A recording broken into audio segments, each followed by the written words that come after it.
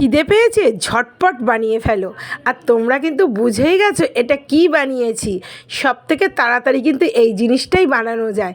আলু পেঁয়াজটাকে একটু ভেজে নিয়ে টমেটো দিয়ে কাঁচা লঙ্কা দিয়ে তারপরে দিয়ে দাও একটু ম্যাগি, দিয়ে ভালো করে সেদ্ধ করে নাও, নিয়ে এরকম নামিয়ে দিয়ে দাও একটু ওপর থেকে গোলমরিচ গুঁড়ো আর একটু ধনেপাতা সুন্দর করে দিয়ে সাজিয়ে। আহা হা, কী সুন্দর দেখতে লাগছে বলো তো। আর সাথে দিয়ে দাও একটা ফুল। ফুল না গো, এটা ডিম সেদ্ধ। ডিম সেদ্ধটা তো যেন খাওয়া খুবই ভালো।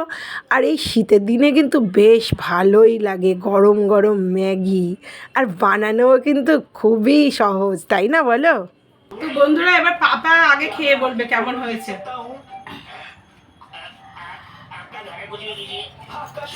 ভালো হয়েছে, আমি একটু খেয়ে দেখি।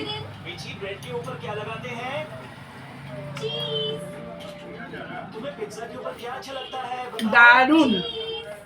আমি যদিও ম্যাগি খাই না, কিন্তু আজকে মানে যেহেতু ঠান্ডা ঠান্ডা পড়ে গেছে, আর এরকম করে ম্যাগি দারুণ লাগে খেতে। তোমরাও কিন্তু অবশ্যই এরকমভাবে বানিয়ে খেয়ে দেখবে আর আমাকে কমেন্ট করবে।